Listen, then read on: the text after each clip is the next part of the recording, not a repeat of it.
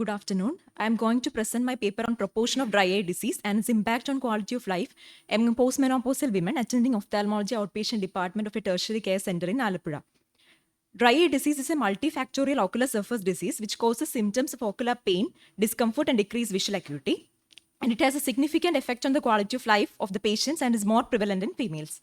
Objective of my study is to find the proportion of dry eye disease and its impact on the quality of life among postmenopausal women attending the ophthalmology outpatient department of a tertiary care center in Alappuzha. It is a hospital-based cross-sectional study and among the postmenopausal women attending OPD of the ophthalmology department. Methods of the study include 98 postmenopausal women as per the inclusion and exclusion criteria were asked to fill the ocular surface disease index questionnaire, which was composed of 12 items referring to activities in the week prior to the completion.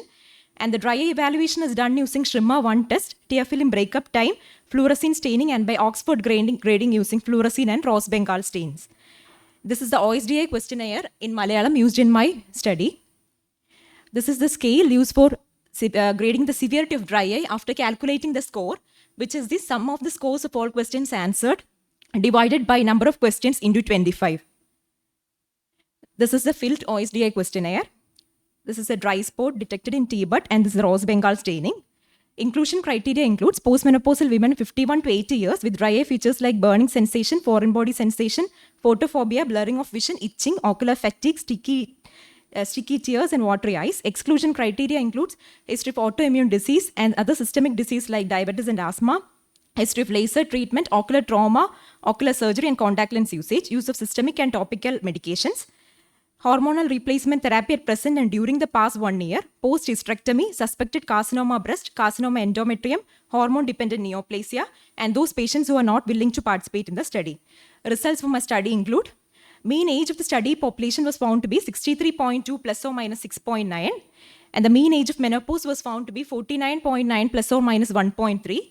And the mean postmenopausal period duration, that is a present difference between the present age of the patient and the menopausal age, it is found to be 13.4 plus or minus 7. And by Schrimmer test, proportion of dry eye was found to be 67.3, and by T-bud test it is 68.4%, and by Oxford grading it is 68.4%, and by Oxford grading 60.2% had minimal dry eye and 8.2% had mild dry eye. And using OSDI questionnaire, 65.3% of the study population with dry eye had severe impact on their quality of life, and 14.3% had moderate impact and 2% had mild impact.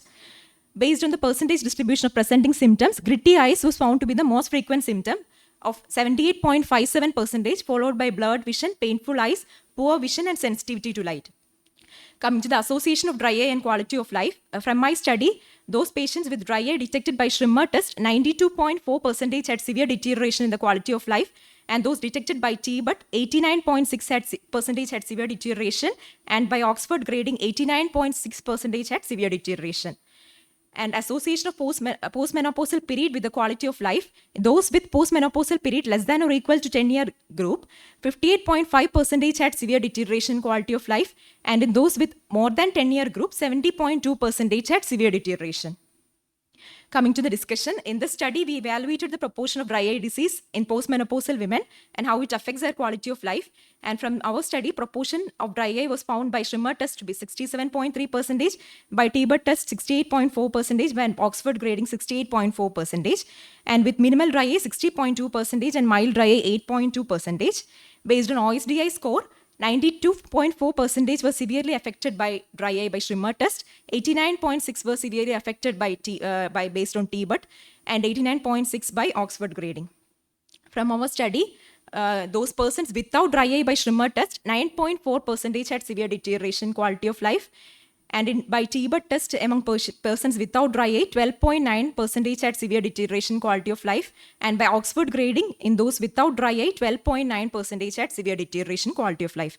This could be explained by the fact that there could be subjective errors in filling the questionnaire, there could be an influence of other environmental factors which produce dry eye, and there could be subclinical autoimmune disease which was not detected in my study. From our study, gritty eyes was found to be the most frequent symptom, followed by blurred vision, painful eyes, poor vision, and sensitivity to light. And though coming to the postmenopausal period, more than 10 years, 70.2 had severe deterioration quality of life, and less than or equal to 10 years, 58.5% had severe deterioration. Limitation of my study is small sample size and detailed history of autoimmune diseases are not taken, and other dry eye evaluation tests are not done, and other environmental factors are not taken into consideration.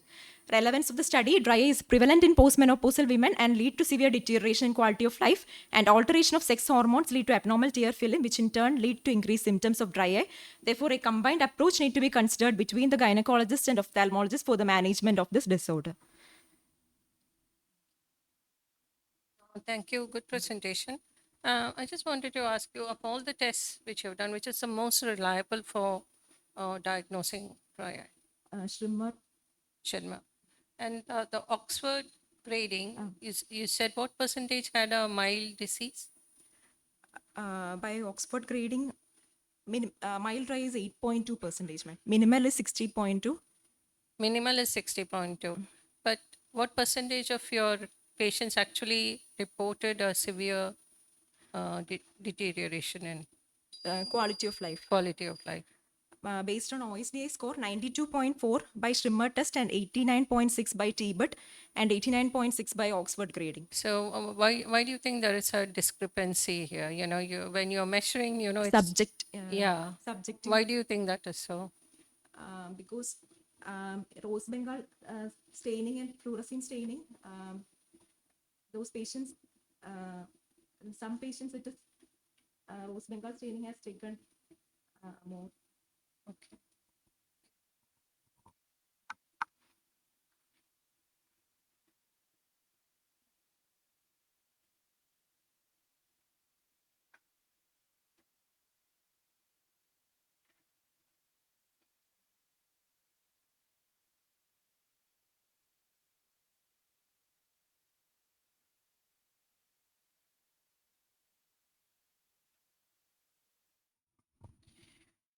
I would like to call Dr. Jeshmi Jose to present her paper on retinal changes in schizophrenia.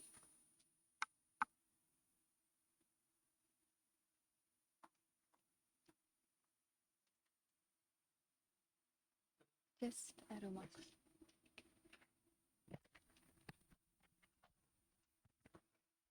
Good afternoon, one and all. My study topic is retinal changes in schizophrenia, a study using spectral domain optical coherence tomography. Schizophrenia is a devastating and complex disease carrying a lifetime morbid risk of 0.7%. It's a neurovascular, developmental, and degenerative disease. It's chronic and relapsing with generally incomplete remissions. It's among the top 10 leading cause of disease-related disability in the world. Neuroimaging studies have found evidence of significant and progressive reduction in the total brain volume in schizophrenic patients compared to age-matched controls. Neural excitotoxicity due to excess of glutamate was suggested to contribute to the neurodegenerative process of schizophrenia. Photoreceptor, bipolar, and ganglion cells release glutamate as their neurotransmitter, and multiple glutamate receptors have been identified in the retina. OCT has been used to assess RNFL thickness in several neurological diseases such as in multiple sclerosis, Alzheimer's disease, and Parkinson's disease. The retina is a good model for study of all these neurodegenerative diseases since it lacks myelin. Any changes in the RNFL will reflect axonal damage, thus providing us a window to the brain. It still remains to be confirmed if excessive glutamate causes any structural damage to the optic nerve and retinal layers in schizophrenic patients, thus explaining the visual processing deficits observed in these patients. Evaluation of structural RNFL with OCT may establish tissue loss, which can explain the abnormalities mentioned above. Aim of our study was to compare the peripapillary RNFL thickness and macular thickness in schizophrenia patients with normal control population and to evaluate these changes based on the duration of the disease. We did a comparative cross-sectional study in the Department of Ophthalmology and Department of Psychiatry in a tertiary care center, and the sample size was 20 in each test and control group. Group A was patients diagnosed with schizophrenia spectrum disease based on DSM-5 criteria, and it was further divided into short and long duration disease with 2 years as cutoff. Other inclusion criteria for group A and B was best corrected visual acuity more than 636 and in the age between 18 to 65 years with normal intraocular pressure and good OCT signal strength. We excluded all the patients with neuropathies where there will be a change in RNFL thickness like macular degeneration, glaucoma, history of ocular or intracranial diseases and congenital abnormalities of optic disc, history of cerebrovascular accidents with residual paralysis, other neurodegenerative diseases and systemic diseases such as diabetes. We divided the study subject into group A and B. Detailed history and examination was done, followed by OCT RNFL and OCT macula, and analysis was done. Out of the total schizophrenia patients, 70% were male with a mean age of 34 years. In comparison of peripapillary RNFL thickness showed statistically significant reduction in the thickness, but not in the inferior quadrant. In rest all quadrants, there was statistically significant thinning. But in macula thickness analysis showed statistically significant thinning only in the outer superior and outer inferior quadrants, even though thinning was present in all other quadrants too. In comparison, according to the chronicity of illness, showed a reverse correlation of the peripapillary RNFL thickness with the duration of the disease. These are the OCT images showing thinning in PRNFL and macula. OCT evaluation of structural RNFL loss will be useful to determine if there is any RNFL thickening which may contribute to the deficit in the visual perception and processing. In this comparative cross-sectional study, the peripapillary RNFL thickness was shown to be significantly thinner in schizophrenic patients compared to normal population. This correlated with the previous neuroimaging studies that showed gray matter volume reduction in schizophrenic patients compared to healthy controls. Findings of this study also support the evidence that schizophrenia is a progressive neurodegenerative disease and that this degeneration is widespread and it's measurable in the retina. VV Lee in a study also concluded that RNFL, macular thickness and macular volume measurements are reduced in schizophrenic patients and the degree of thinning correlated with the duration of illness. Also, Mehdi Azad also found that disease duration and RNFL thickness were linearly associated, though it in opposite direction depending on the chronic or acute state. Limitation of my study was small sample size, which might have attributed to the statistical insignificance of certain parameters. A long duration study with follow-up OCT scans would have given a more reliable results and better correlation with chronicity of disease. To conclude, schizophrenia caused peripapillary retinal nerve fiber layer thinning and the degree of thinning correlated with the duration of disease. Therefore, SDOCT can be a useful tool for the disease diagnosis and to monitor the progression of the disease. These are my references. Thank you. Thank you.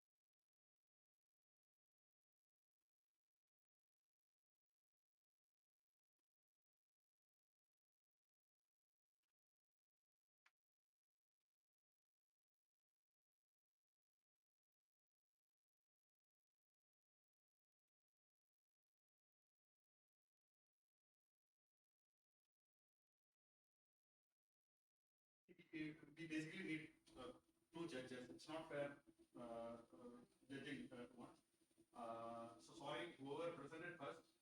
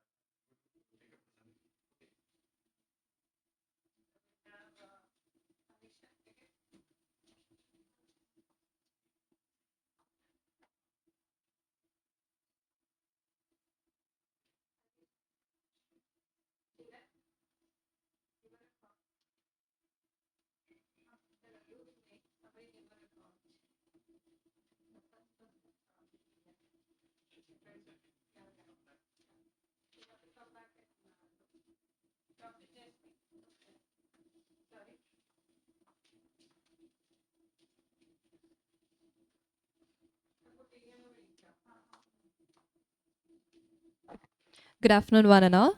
My study topic is retinal changes in schizophrenia, a study using spectral domain optical coherence tomography.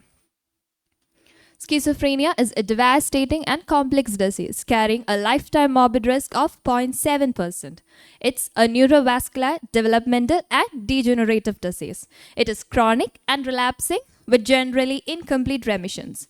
It is among the top 10 leading causes of disease-related disability in the world. Neuroimaging studies have found evidence of significant and progressive reduction of total brain volume in schizophrenic patients compared to age-matched controls. Neural excitotoxicity due to excess of glutamate was suggested to contribute to the neurodegenerative process of schizophrenia. Photoreceptor, bipolar, and ganglion cells release glutamate as a neurotransmitter, and multiple glutamate receptors have been identified in the retina. OCTs has been used to assess RNFL thickness in several neurologic diseases such as in multiple sclerosis, Alzheimer's disease, and Parkinson's disease. Retina is a good model for study of all these neurodegenerative diseases since it lacks myelin. Any changes in RNFL will reflect axonal damage, thus providing us a window to the brain. It still remains to be confirmed if excessive glutamate causes any structural damage to the optic nerve and retinal layers in schizophrenic patients, thus explaining the visual processing deficits observed in these patients. Evaluation of structural RNFL with OCT may establish tissue loss, which can explain the abnormalities mentioned above. Aim of our study was to compare the peripapillary RNFL thickness and macular thickness in schizophrenia patients with the normal control population and to evaluate these changes based on the duration of the disease. We did a comparative cross-sectional study in the Department of Ophthalmology and Department of Psychiatry in a tertiary care center, and the sample size was 20 in each test and control group.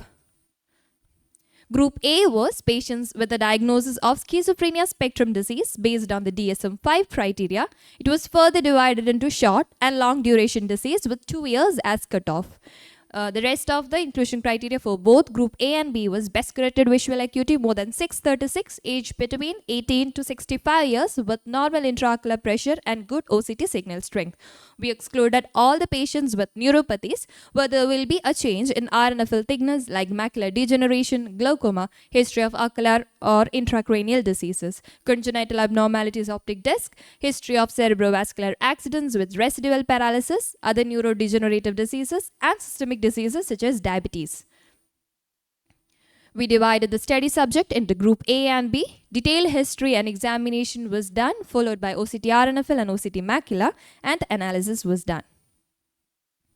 Out of the total schizophrenic patients, 70% was males with a mean age group of 34 years. In comparison of peripapillary RNFL thickness showed statistically significant reduction in all the quadrants except in the inferior quadrant. Even though macular thickness reduction was there, statistically significant thinning was seen only in the outer superior and outer inferior quadrants. And in the comparison according to the chronicity of illness showed a reverse correlation of the peripapillary RNFL thickness with the duration of the disease. These are the OCT, RNFL and macula showing thinning. Into the discussion, OCT evaluation of structural RNFL loss will be useful to determine if there is RNFL thickening, which may contribute to the deficits in the visual perception and processing. In this comparative cross-sectional study, the peripapillary RNFL thickness was shown to be significantly thinner in schizophrenic patients compared to the normal population. This correlated with the previous neuroimaging studies that have shown gray matter volume reduction in schizophrenic patients compared to the healthy controls. Findings of this study also support the evidence that schizophrenia is a progressive neurodegenerative disease and that this degeneration is widespread and is measurable in the retina. VV Lee in the study concluded that RNFL macular thickness and macular volume measurements are reduced in schizophrenic patient and the degree of thinning correlated with the duration of illness. Mehdi Ali Saad also found that the disease duration and RNFL thickness were linearly associated, though in opposite direction depending on the chronic or acute state. Limitation of my study was the small sample size might attribute to the statistically insignificance of certain parameters. A longer duration of study with follow-up OCT scans would have given a more reliable results and better correlation with chronicity of the disease. To conclude, schizophrenia causes peripapillary retinal nerve fiber layer thinning and the degree of thinning correlated with the duration of the disease. Therefore, SDOCT can be a useful tool for the disease diagnosis and to monitor the progression of the disease. These are my references. Thank you.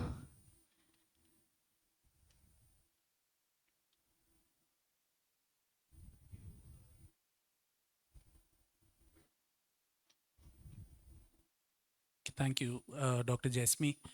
Did you find any correlation to the length of the disease in your patients?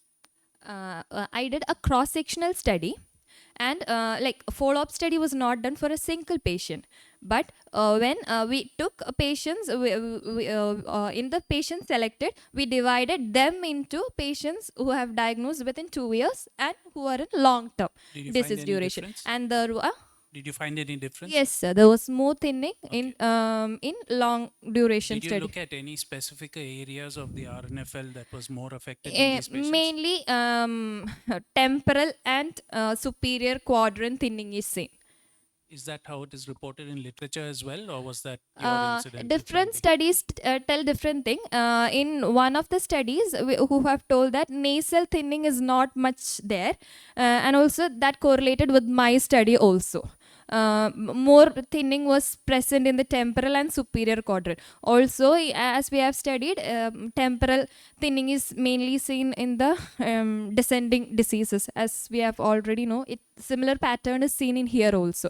Also, macular thinning is not that significant. Only significant thinning was found in the outer superior and inferior quadrant. Rest, even though thinning was there, it was not statistically significant. RNFL thinning was the only significant finding which I have found. Thank you.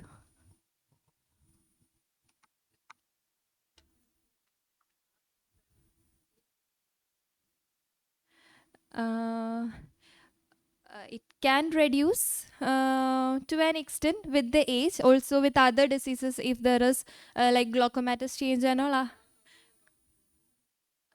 There can be a change, but our OCT machines are calibrated for each age match. Like as we enter the age, it will be compared with the normal population also. And also when we compared with the normal population with the age match, like all our patients were in an age range of 30 years. Yes, it was age matched. Thank you.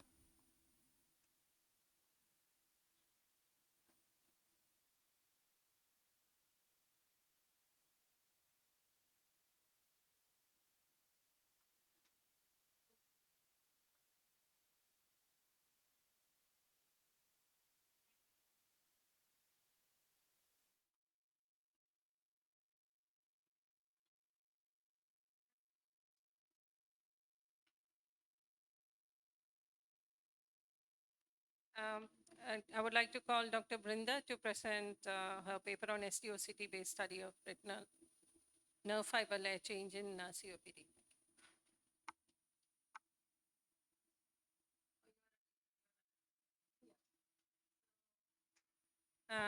Sorry, we have a change. This is Dr. Alisha presenting a paper on proportional dry eye disease and its impact on quality of life among postmenopausal. Good afternoon. I'm going to present my paper on proportion of dry eye disease and its impact on quality of life in postmenopausal women, attending ophthalmology outpatient department of a tertiary care center in Alappuzha. Dry eye disease is a multifactorial ocular surface disease which causes symptoms of ocular pain, discomfort, and decreased visual acuity.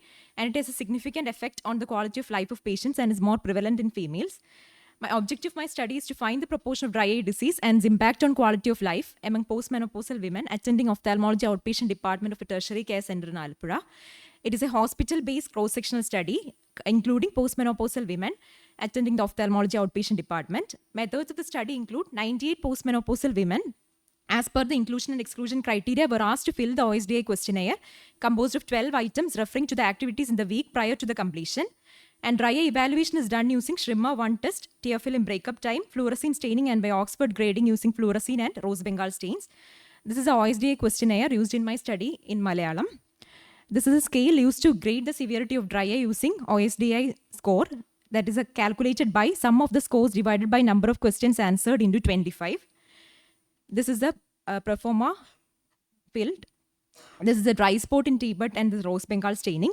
Inclusion criteria includes postmenopausal women of 51 to 80 years with dry eye features like burning sensation, foreign body sensation, photophobia, blurring of vision, itching, ocular fatigue, sticky tears, and watery eyes. Exclusion criteria includes history of autoimmune diseases, diabetes, asthma, history of laser treatment, ocular trauma, ocular surgery, history of contact lens use using systemic beta blockers and other systemic medication and topical medications. Hormone replacement therapy at present and during past 1 year, post-hysterectomy, suspected carcinoma breast, carcinoma endometrium, and hormone-dependent neoplasia, and those patients who are not willing to participate in the study. Results of my study include mean age group of the study population was found to be 63.2 plus or minus 6.9. And the mean age of menopause was found to be 49.9 plus or minus 1.3. And the mean postmenopausal period duration, that is the difference between the present age and the menopausal age, was found to be 13.4 plus or minus 7. And by Schrimmer test, 67.3 had dry eye disease. And by Tibet test, 68.4% had dry eye disease. And by Oxford grading, 68.4% had dry eye disease. And by Oxford grading, 60.2% had minimal dry eye and 8.2% had mild dry eye. And by OSDI questionnaire, based on the severity and their impact on quality of life, 65.3% with dry eye had severe impact on the quality of life, and 14.3 had moderate impact, and 2% had mild impact. And based on the presenting symptoms, gritty eyes was found to be the most common symptom, 78.57%, followed by blurred vision, painful eyes, poor vision, and sensitivity to light. Based on association of dry eye and quality of life, those with dry eye detected by Schrimmer test, 92.4 had severe deterioration in quality of life. And by Tibet and Oxford grading, 89.6% had severe deterioration in quality of life. And association of quality of life with postmenopausal period. In those with postmenopausal period less than or equal to 10-year group, 58.5% had severe deterioration in quality of life. And in more than 10-year group, 70.2% had severe deterioration in quality of life. Coming to the discussion, in this study, we evaluated the proportion of dry eye among postmenopausal women and how it affects their quality of life. And from our study, the proportion of dry eye by Schrimmer test was found to be 67.3, and by Tibet 68.4, and by Oxford grading 68.4, with minimal dry eye 60.2 and mild dry eye 8.2. Based on OSDI score, 92.4% were severely affected by dry eye due to Schrimmer test, and 89.6 by dry eye detected by Tibet and Oxford grading. And in our study, those persons without dry eye detected by Schrimmer test, 9.4% had severe deterioration quality of life. And by Tibet test in persons without dry eye, 12.9% had severe deterioration quality of life.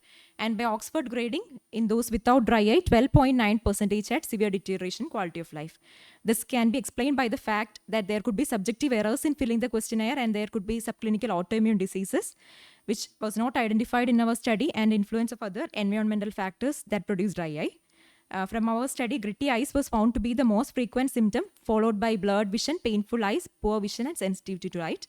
And postmenopausal period duration, more than 10-year group had 70.2% severe deterioration in quality of life compared to less than 10 years, which has 58.5% deterioration. And the limitation of a study is sample size is small, with a detailed history of autoimmune disease are not taken, and other dry eye evaluation tests are not done, and other environmental factors are not taken into consideration. Relevance of the study is that dry eye is prevalent in postmenopausal women. It leads to severe deterioration of the quality of life, and alteration of sex hormones lead to abnormal tear film and increase the symptoms of dry eye. So a combined approach need to be done between the gynecologist and ophthalmologist for the management of this disorder. Thank you. Thank you, Dr. Alisha. Sorry to make you present again. I apologize for being late. 2 quick questions and you can go. One is, did you evaluate if any of these patients had allergic conjunctivitis? If no, why? I didn't evaluate. Because that could definitely affect some of these criteria that you're looking at. So you could have looked at that. And one other question, does the hormonal levels kind of decide the discomfort level for these patients? If you had checked the yes. hormonal levels, what would you have expected? I didn't check the hormone level, but the amount of androgens decreased made the severity more. Based on the previous studies, androgens influence dry eye more than estrogen. There is a controversy regarding the level of estrogen and the dry eye. In some studies, it is said that estrogen level decrease lead to dry eye, but most studies suggest that estrogen level estrogen will worsen the dry eye compared to androgens.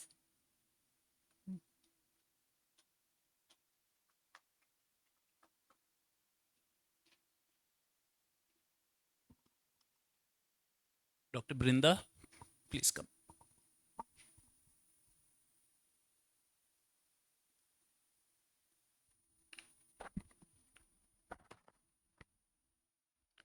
Good afternoon. I'm Dr. Brinda. I'm here to present a paper on ST-OCT based study of retinal nerve fiber layer changes in chronic obstructive pulmonary disease. Chronic obstructive pulmonary disease is a multi-system disease which is characterized by persistent and progressive airflow limitation due to inflammatory response to noxious gases or particles. The chronic hypoxia and the associated inflammatory cytokines initiate many pathways with resultant systemic effects of COPD. As the retina consumes an enormous amount of oxygen for conversion of light to an electrical signal, it is in constant need of oxygen supply to maintain its structural and functional integrity. Systemic diseases with hypoxemia, like COPD, affect the ocular perfusion pressure and cause retinal hypoxia and ganglion cell death. Optical coherence tomography is a non-invasive and a quantitative technique that is widely used for diagnosis and follow-up of ocular involvement in systemic disease. It provides high-resolution cross-sectional images of the retina, optic disc, and RNFL thickness.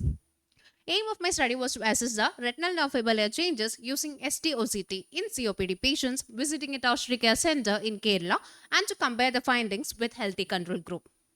Materials and method. The study design was a comparative cross-sectional study. The study setting was in the Department of Ophthalmology and the Department of Pulmonary Medicine in a tertiary care center, and the sample size was 15 in each test and control group.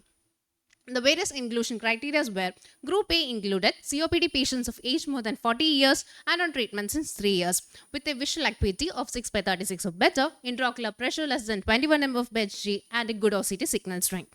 Group B included age and sex matched non-COPD patients. The various exclusion criteria were: age less than 40 years, patients with a recent ocular surgery, patients with diabetes, hypertension, obstructive sleep apnea, patients with glaucoma, macular degeneration, retinal detachment, or any posterior segment pathology. Method of data collection was: patients were divided into Group A and Group B, that is the COPD and the control group, and then they had a detailed history and examination, following which an OCT RNFL was taken, which was used for comparison. The results of my study were: 30 eyes of 15 COPD patients and 30 eyes of 15 healthy individuals were evaluated. Out of the 15 participants, 10 were males in each group. The mean vision and the mean intraocular pressure in both groups were comparable. OCT optic nerve analysis was done using an ST-OCT. The first one is an OCT image, ONH image in a normal healthy individual, while the second one is the age and sex matched COPD patient which is showing RNFL thinning. Using an independent two-sample t-test, significant RNFL thinning was detected in superior, nasal, temporal quadrants as well as in the average RNFL thickness. Inferior quadrant also showed RNFL thinning, but it was not statistically significant. This is a table showing the RNFL thickness analysis between the COPD group and the control group. All the quadrants except the inferior quadrant showed thinning with a statistically significant p-value. Discussion: tissue hypoxia, inflammation, and oxidative stress are the main underlying pathology responsible for systemic effects in COPD. OCT helps in assessing the retina, optic disc, and RNFL thickness. A study conducted by Nasser et al. Reported significant RNFL thinning in COPD patients in all quadrants except the superior one. They attributed the findings to the severity of COPD. And the study conducted by Vishalvak et al. Found significant RNFL thinning in mild to moderate and moderate to severe cases, which correlated to disease severity. Study conducted by Urgulo reported RNFL thinning in all quadrants in COPD patients, although significant thinning was present only in the inferior quadrant. Our study also showed significant thinning in the average RNFL thickness as well as in all quadrants except the inferior one. A study conducted by Kosamix and Zorlo et al. Found no significant difference in the mean RNFL in COPD patients compared to the control group, which was contrary to our study. In conclusion, COPD is a systemic disease with significant social and economic burden. The chronic inflammation and hypoxia in COPD causes oxidative stress, which result in axonal loss and ganglion cell death. The end result being the decreased RNFL thickness. OCT-RNFL evaluation can be used as a screening tool for providing early intervention to prevent the visual outcome in the COPD patients. Limitations of my study were smaller sample size. The severity of RNFL was not taken into account, which would have provided a better comparison and correlation to the RNFL changes. These are my references. Thank you.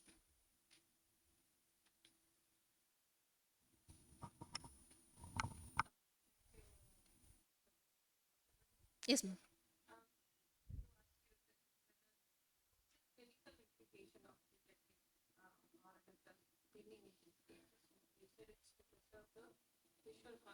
Yes, ma'am.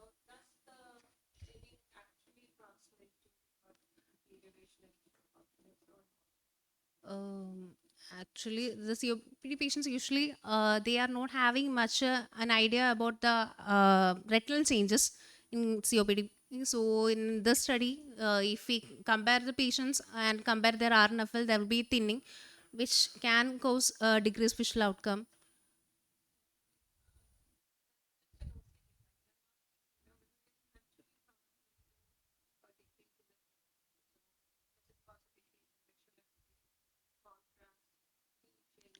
As the RNFL that's continuous as the optic nerve, so there will be chances in decreased visual color vision, contrast sensitivity can be affected in these patients.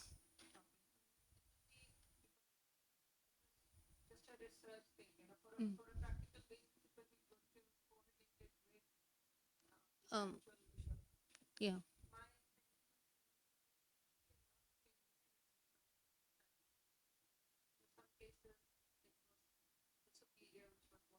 Mm. All cases, the average was thin, but the quadrant changes was different in many studies.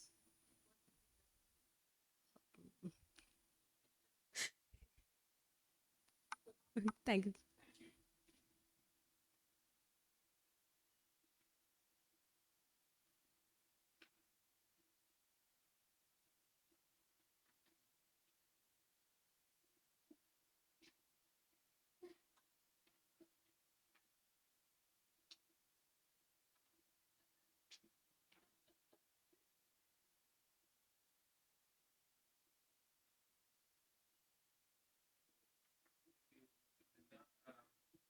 We next have Dr. Surya, please.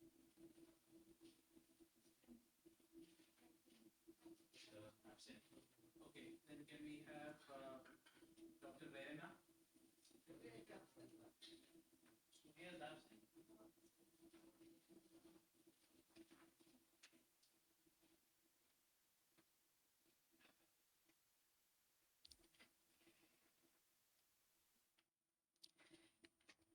Good afternoon all. Today I am going to present my paper on a cross-sectional study on the ophthalmic manifestation of RT-PCR confirmed COVID-19 cases. As we all know that coronavirus disease 2019 was announced as a global pandemic on 11th March 2020 by WHO, and it's named as 2019 novel coronavirus and designated as severe acute respiratory syndrome coronavirus 2. This caused a great morbidity and mortality in the world, which is responsible for death of more than 5 million people worldwide, and this mainly affect the respiratory system and presented as pneumonia and acute respiratory distress syndrome. But it not only affect the respiratory system, it can influence almost every organ. So it is necessary for the specialist to have an adequate knowledge about the disease manifestation at each specific organ. Coming to the eye, it is an important organ in COVID-19 as it is one of the route of disease transmission through hand-eye or aerosol contact with conjunctiva. And also, the ocular manifestation may be the early or even the only presentation of COVID-19, or ocular manifestation can be observed at any stage of the disease or even after the recovery.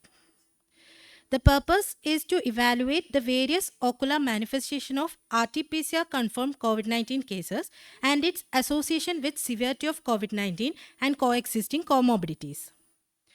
This was a single-center cross-sectional study conducted in patients with history of COVID-19 within 3 months who attended the ophthalmic examination in a ophthalmic tertiary eye care hospital with between period of January 2021 to March 2022. And all eligible person undergo a detailed history taking and detailed ophthalmic examination, and that categorized into patient with ophthalmic manifestation and without ophthalmic manifestation. The results we got are, we got a total sample of 195. Out of this, 143 have ophthalmic symptoms, manifestation, and out of this, 57% are male, and a mean age of 46 years is found in ophthalmic manifestation present group. And the mean duration between the RT-PCR positive date and the ophthalmic manifestation is 29 days with a standard deviation of 12, which present even 5 days after COVID-19 positive and maximum of 65 days after COVID-19. The various ophthalmic manifestation found in my studies ranging from anterior segment to posterior segment, most common found in the ocular surface, cornea and anterior segment pathology. Specifically in ocular surface, cornea and anterior segment, we get most common viral conjunctivitis, keratoconjunctivitis and dry eye disease. And in retinal vascular occlusions, we found both branch retinal vein occlusion and central retinal vein occlusion. Out of this, we get more central retinal vein occlusion. And in retina, we get 1 case of acute retinal necrosis, 1 case of endogenous endophthalmitis, and 15 cases of central serous chorioretinopathy. And also get neuroophthalmic manifestation, which include third nerve palsy, lateral rectus palsy, and optic neuritis. In orbital, we only get 2 cases, one with orbital cellulitis and one with rhino-orbital cerebral mucormycosis. And acute esotropia also in 4 patients. And in 5 patients, we get acute congestive glaucoma, and 11 patients, we get newly detected refractive error. These are some of the patient picture. First is a 69-year-old with history of COVID-19 and diagnosed with right viral keratoconjunctivitis. And this is a slit lamp photography, shows the anterior subepithelial infiltrate with a fine keratic precipitates. And this is a fundus photo of another 55-year-old with history of COVID-19, show retinal hemorrhages in the infratemporal arcade, suggestive of infratemporal branch retinal vein occlusion.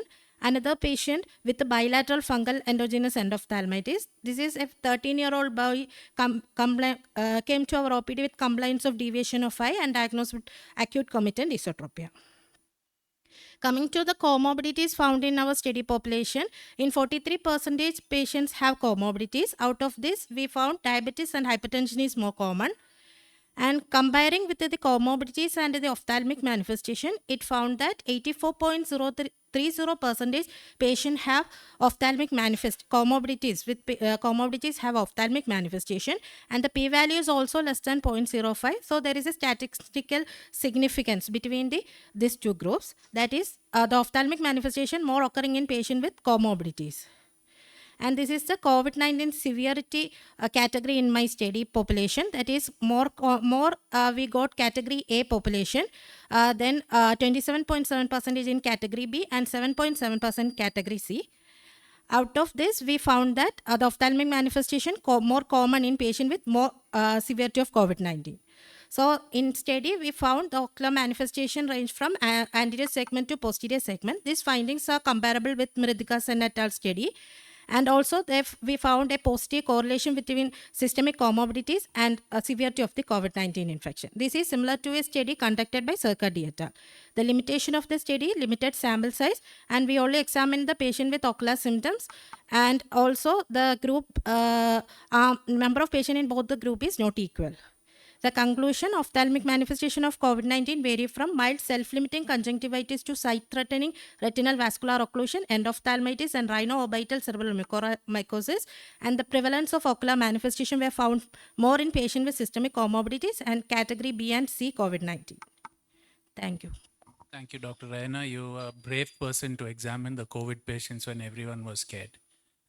Just a quick question. I'm a little confused about your sample size.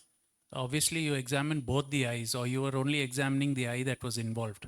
eye that involved. So All the pa- other eye is not examined or Ex- taken into your study. not I examined patient both eyes. But your numbers are equal to your patient numbers. Patient number. But each patient has two eyes. So that's what I'm confused. Can you just explain how you went about your study? I examined patient based.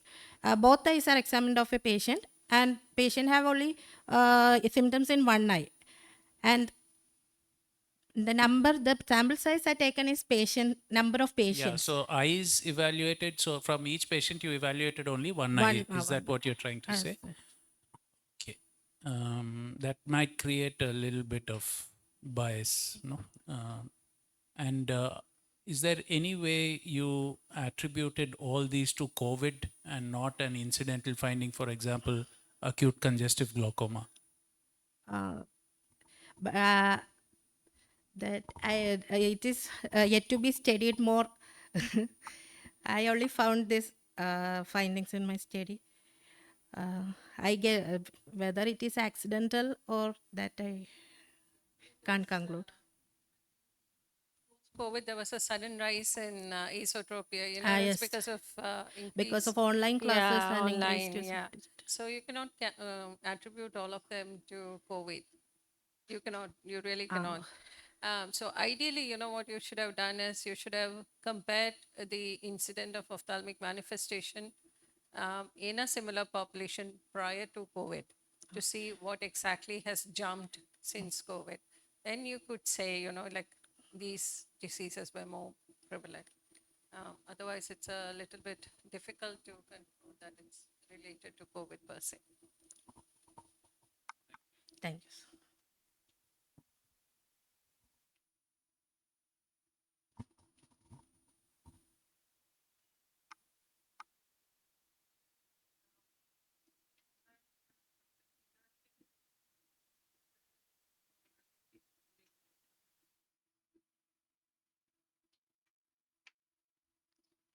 Good afternoon, everyone.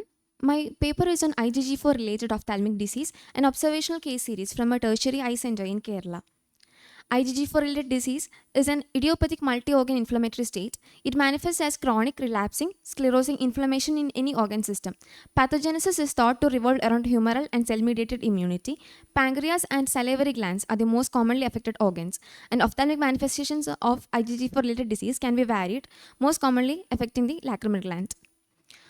To characterize the ophthalmic manifestations of IgG4 related disease, the aim and objectives of the study is to characterize the ophthalmic manifestations of IgG4 related disease and to study the disease response.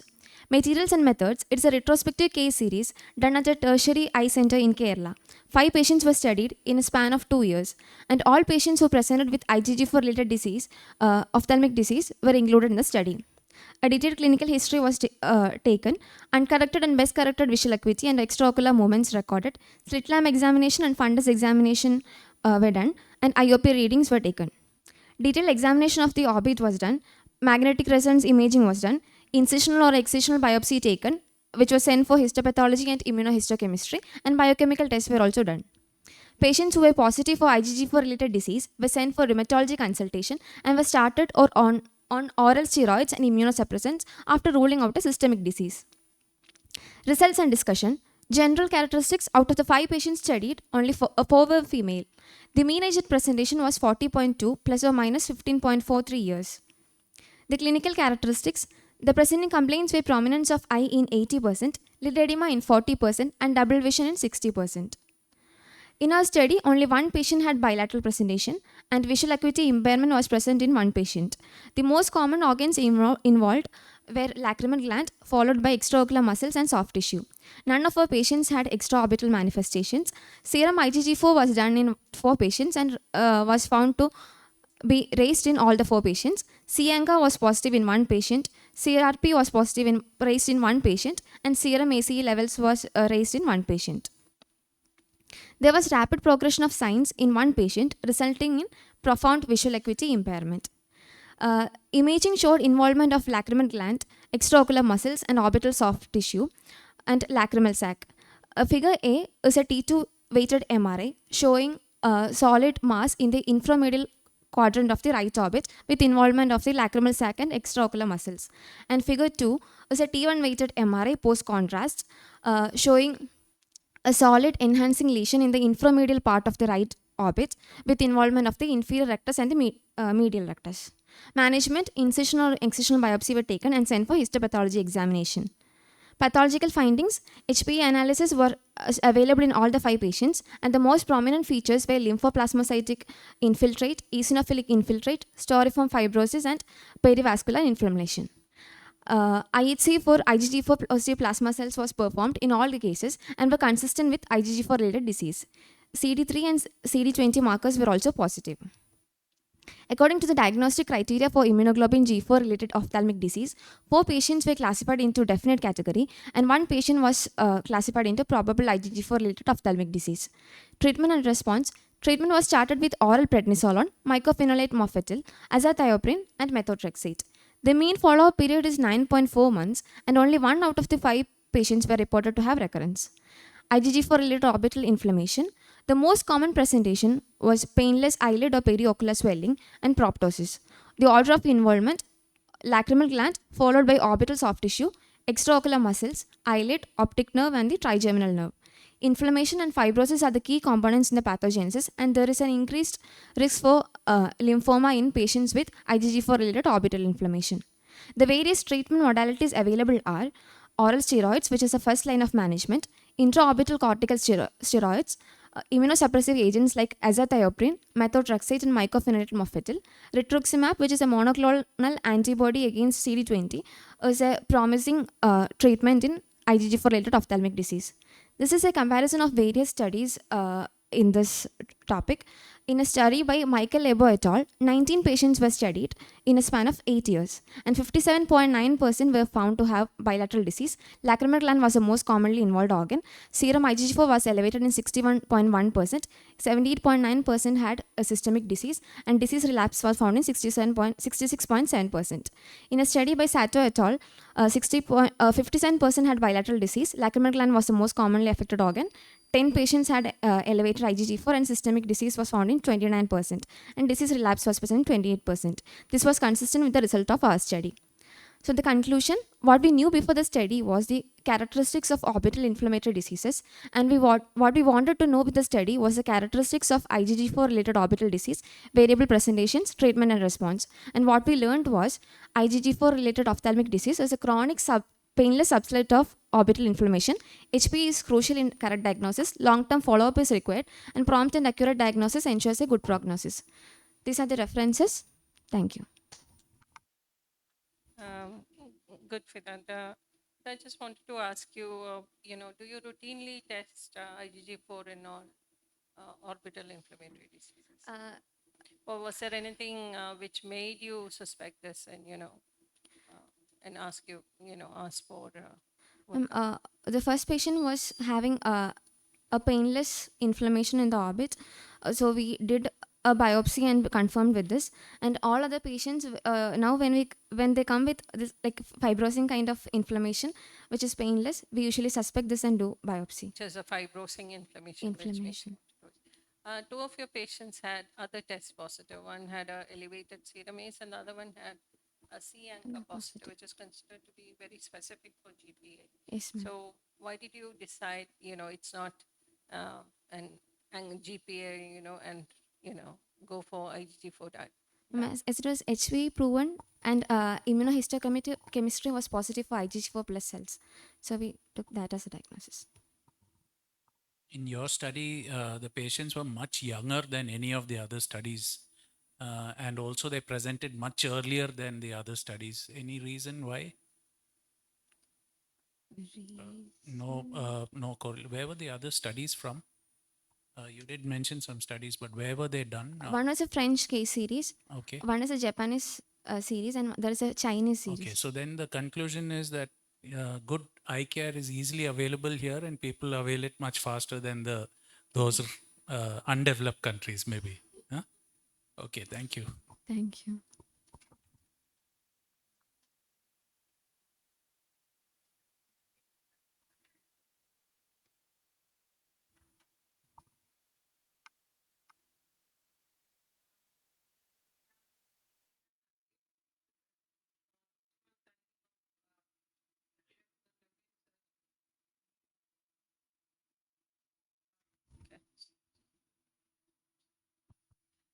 Yeah, Dr. Mary?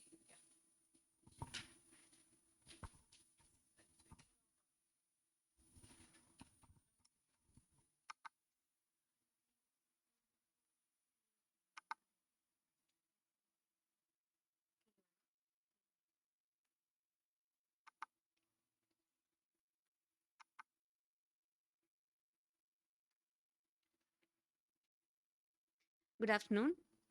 Optimal timing of epiretinal membrane surgery maximizes visual preservation. These are fibrocellular growth on retinal surface causing metamorphopsia and defective vision. Surgery routinely done for symptomatic patients in a late stage. Here we can see a clinical case scenario. On the right side, that is a chronic ERM or a long-standing ERM, which underwent surgery to regain vision to 618 from 660. However, the vision didn't improve further. That was because of the disorganization of the inner retinal nerve fiber layer, which can be seen from the post-op OCT. On the left side, you can see an early ERM. After surgery, the patient regained 6-6 vision with a maintained foveal contour. Then why do surgeons wait till the disease worsens? Vitrectomy related complications can be severe. Also, surgical trauma can cause a decreased vision sometimes. Many times, there is a little room for improvement in early cases. ERMs tend to remain stable for many years. Our purpose was to establish whether early vitrectomy for symptomatic idiopathic epiretinal membrane is preferable to delayed surgery. We did a retrospective study of 41 patients from April 2016 to February 2023, and surgery was done by a single senior vitreoretinal surgeon. We included all patients with symptomatic idiopathic ERM with visual acuity documented as 660 or better, and excluded patients with secondary ERMs, coexisting retinal or disc pathologies, and also significant cataract. We then categorized the patients on the basis of their preoperative logMAR score. logMAR 0.3 or less was considered as early surgery group. logMAR 0.4 or more was considered as late surgery group. We then took the values of visual acuity and central foveal thickness at preoperative and postoperative 1 month, 2 month, and 6 month period and compared these values in both early and late group. For statistical analysis, I used student t-test and modified wall method. 48% of the patients were in early group and 51% of the patients were in late group. Majority of the patients were phakics in both the groups. When we see the CFT at postoperative 6 months, we can see that it was comparable in both early and late group. Whereas when we compare the BCVA in early and late group, we can see that the early group had better visual acuity at postoperative 1 month, 2 month, and 6 month. Majority of the patients in early group had logMAR 0.1 or better. Comparing other parameters, 95% of the patients in the early group had logMAR 0.1 or better, compared to only 76% of the patients in late group which had logMAR 0.1 or better. 80% of the patients in early group had improved vision. 15% it remained same, and 5%, that is one patient, it deteriorated. And in late group, 95% of the patients had improved vision and 4% it remained same. Vitrectomy related complications we faced were, we had 2 cases of dissociated optic nerve fiber layer. It had no effect on visual acuity. There was a case of focal ellipsoid loss. He had a 1-line loss in vision. Mean CFT of both the groups were comparable, and none of the patients in both the groups had normal CFT. However, early group had better vision, by which we may assume that normal CFT may not be a predictor for better final BCVA. And it is a chronicity of traction that would negatively affect the final BCVA. Majority of our study population in both the groups had cataract and underwent combined surgery, thereby negating the confounding variable. In our study, 95% of the patients had logMAR 0.1 or better in the early group, compared to only 36% in Rahman et al. Study. 22% of the patients in Chinsky and et al. Study had worse vision post-surgery, compared to only 2% of patients in our study. This study strongly indicates that epiretinal membrane peel surgery is a viable option for patients who exhibit significant symptoms even with good pre-BCVA, as now early surgery is associated with lesser complications, better anatomy, and better vision. These are my references. Thank you.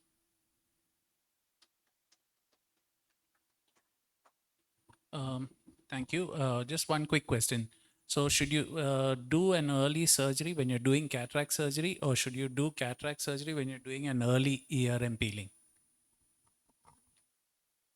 Let me rephrase that question. Was the cataract surgery need the indication also to do the ERM surgery, or did you decide to do ERM surgery and therefore you also did cataract surgery so that you don't have to go back in 6 months? Yes, sir. Since we had to do a ERM surgery, we did a combined surgery of both a cataract and ERM. So all 41 patients had cataract. I mean, those who are not pseudophakic all had cataract surgery. 6 patients were pseudophakic. Rest of the patients were having cataract, and it was on the when we compared, almost the grade was comparable in both the groups. Okay, but then most of them had, some of them had 6.6, 6.9 vision. So they had ERM with cataract, but because of the ERM surgery, then cataract surgery was done. It's Yes, not sir. that that cataract was very significant. Yes, sir. Were all the ERMs idiopathic? Yes, ma'am. We selected the only idiopathic symptomatic ERMs. Okay. You're basing the early and the late on the basis of visual acuity. Yes, ma'am. How do you explain that? Because the severity of ERM would also affect the visual acuity. You know, you can have a very rapidly evolving ERM. So how do you use visual acuity to decide whether it's a early ERM or a late ERM? Ma'am, normally the surgery is indicated when, usually performed when visual acuity is much worse. So we were just looking for symptomatic patients with ERM. And even with better visual acuity, we did the surgery on those patients. Thanks.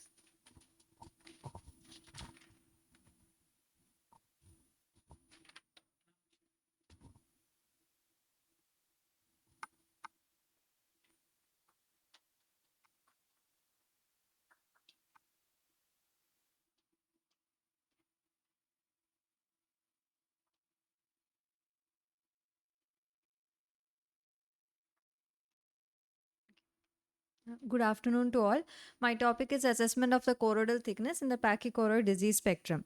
So, pachychoroid disease spectrum are a group of clinical entities that are characterized by thickened and hyperpermeable outer choroidal vessel layer, that is the hallux layer. The average choroidal thickness is around 260 micrometers, the highest being at the level of the macula. So the spectrum includes the following entities, that is the pachychoroid pigment epitheliopathy, central serous retinopathy, pachychoroid neovasculopathy, polypoidal choroidal vasculopathy, and the newly added entities, peripapillary pachychoroid spectrum and the focal choroidal excavation. The aim of our study was to analyze the choroidal thickness among the patients of pachychoroid disease spectrum and to evaluate their choroidal vascular morphology. So we conducted a retrospective study at a tertiary eye institute in South India. The EDI OCT of 79 eyes of 45 patients who were already diagnosed to have a pachychoroid from our retina clinic were analyzed for their choroidal thickness and the choroidal vascular morphology. So the choroidal thickness was analyzed, was measured in the central 3000 micrometer cut section by using a caliper tool. And then we took the average of 3 points at the level of the central macula. In the same section, we studied the choroidal vascular morphology that included the average number of pachyvessels that were manually counted and the mean pachyvessel diameter that was also measured using the calipers tool. Our results were as follows. So 76% of the population, study population had a bilateral presentation, that is around 34 patients. Among the various entities studied, uncomplicated pachychoroid was observed to be more than the pachychoroid disease spectrum.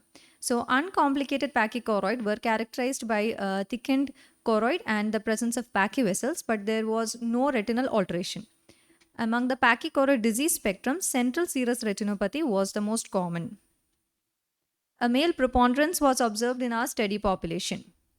The age of presentation varied among the different entities studied, and central serous retinopathy presented at a much younger age group, that is around 39.5 years on an average. And an older age of presentation was observed in the uncomplicated pachychoroid, pachychoroid pigment epitheliopathy, and peripapillary pachychoroid spectrum. The choroidal thickness ranged from 350 to 400 micrometers, average of 387.88 micrometers. The largest choroidal thickness was observed in polypoidal vasculopathy, followed by pigment epitheliopathy and central serous retinopathy. On evaluation of the choroidal vascular morphology, we were able to observe that the average number of pachyvessels were more in pachychoroid pigment epitheliopathy, followed by pachychoroid neovasculopathy and polypoidal choroidal vasculopathy. The mean pachyvessel diameter, however, was observed to be the greatest in the polypoidal choroidal vasculopathy, followed by pigment epitheliopathy and central serous retinopathy. So the result that we got on observing the mean pachyvessel diameter was similar to the results observed in the mean choroidal thickness. In our study, among the pachychoroid disease spectrum, central serous retinopathy was the most common, and the least common was pachychoroid neovasculopathy. This was similar to a study conducted by Dancingani et al. And central serous retinopathy presented at a younger age of around 39.5 years, and pachychoroid pigment epitheliopathy in the elderly age group. However, a study conducted by Rosa Dola Marco et al. Showed both central serous retinopathy and pigment epitheliopathy presented at a younger age group. The average choroidal thickness was observed to be 387.88 microns, the highest being in polypoidal choroidal vasculopathy, which was also observed to have a large mean pachyvessel diameter. And a study conducted by Veronica Castro Navarro et al. Showed that the presence of dilated choroidal vessels was a defining criterion for pachychoroid. However, the average number of pachyvessels were observed to be the highest in the pigment epitheliopathy. So, though the number of pachyvessels were greater in pachychoroid pigment epitheliopathy, the choroidal thickness and the pachyvessel diameter were more in polypoidal choroidal vasculopathy. Hence, we were able to conclude that the severity of pachychoroid disease spectrum is predominantly determined by the pachyvessel diameter and the choroidal thickness rather than the number of pachyvessels. And we also suggest that patients with uncomplicated pachychoroid and large vessel morphology be frequently followed up to look for any progression to the pachychoroid disease spectrum. These were my references. Thank you.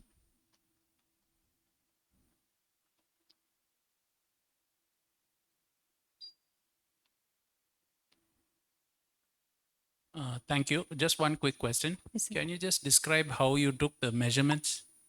Sir, the choroidal thickness was measured in the central 3000 micron cut section. So at the level of central macula, we took 3 points. One is at the level of the macula, and a 0.1500 micrometer nasal to it, and a 0.1500 micrometer temporal to it. And then we took the average of these 3 You did the points. segmentation yourself? Yes, sir. The readings The readings I measured it. you myself. measured? Yes, sir. You're Used- confident about it? Sir. Good. Thank you. Thank you, sir.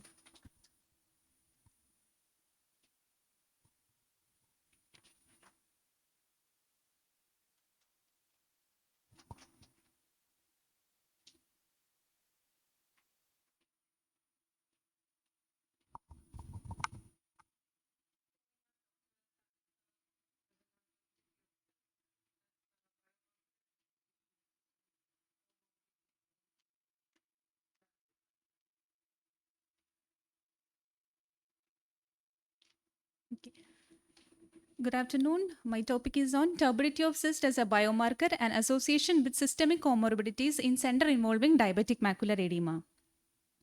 Diabetic macular edema is the most common cause of visual impairment in patients with diabetes mellitus, and it represents an accumulation of fluid within the central portion of the retina, which arises as a consequence of failure of blood-retinal barrier.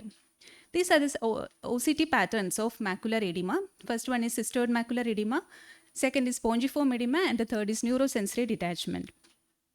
Turbid cyst is defined as cystoid spaces completely or partially filled with grayish, irregular, hyperreflective material without backshadowing in the OCT base scan cross-sectional images.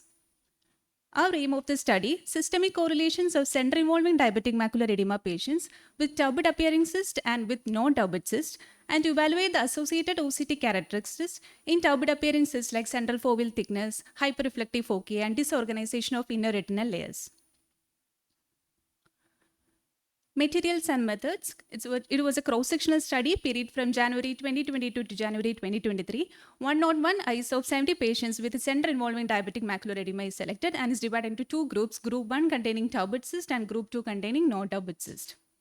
And we included patients who are diagnosed with center involving diabetic macular edema, and we excluded vitreomacular interface abnormalities, glaucoma, other retinal or optic nerve pathologies, and previous history of treatment for DME. And baseline data collection include gender, type of diabetes, duration, severity of diabetic retinopathy, other comorbidities, and ophthalmological evaluation like best corrected visual acuity, fundus examination, and spectral domain, optical coherence tomography. And OCT parameters we included central foveal thickness. We measured the vertical distance from the internal limiting membrane to the outer border of the retinal pigment epithelium using the caliper tool. And hyperreflective foci will be defined as the presence of small hyperreflective particles that are scattered throughout the retinal layers, which are formed due to the accumulation of proteinaceous material or activated microglial cells. And disorganization of inner retinal layers is defined as a horizontal band for which any boundaries between ganglion cell, inner plexiform layer, inner nuclear, outer plexiform cannot be identified. And going to results, 51 eyes of 35 patients were included in group 1, turbid cyst group, and 50 eyes of 35 patients were included in group 2, that is non-turbid group. And overall, the grades of diabetic retinopathy, moderate non-proliferative diabetic retinopathy is the most common one. And the comorbidity distribution of the enrolled patients, most common comorbidity we found out is the hypertension. And distribution of hypertension across the study groups. Hypertension in the first group was 60% and in non-turbid group it was 43%. And chronic kidney disease was also more in the turbid cyst group. And dyslipidemia we found almost 50% in both the groups, and we found no association. And HbA1c, it was more 8.2 in the first group, and non-turbid group it was less, and with the p-value significant. And central foveal thickness is also more in the first group, and second group it was less. And other OCT parameters like presence of drill, hyperreflective foci were almost 55% in the group 1 with significant p-value.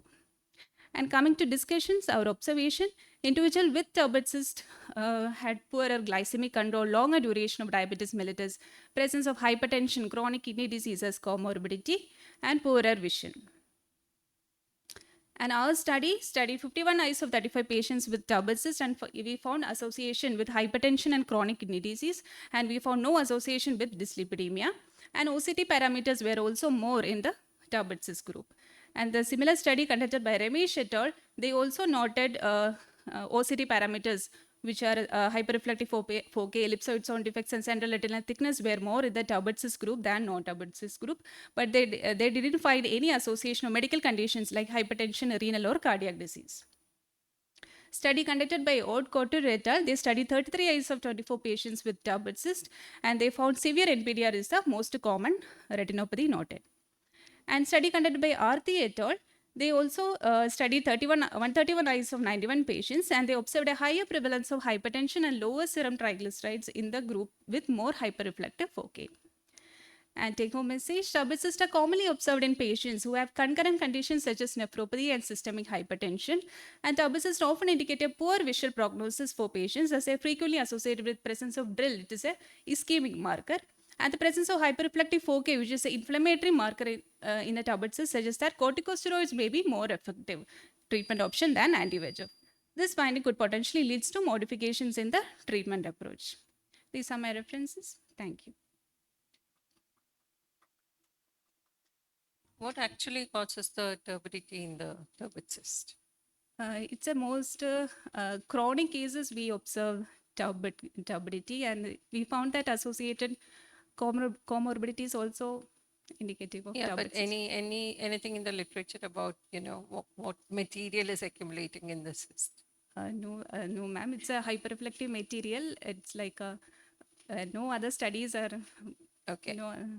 Okay. I also found it interesting, in that, I was just thinking to myself, might be used as a biomarker for deciding on the treatment strategy. So, any studies you quoted a few papers, does steroids work better in this?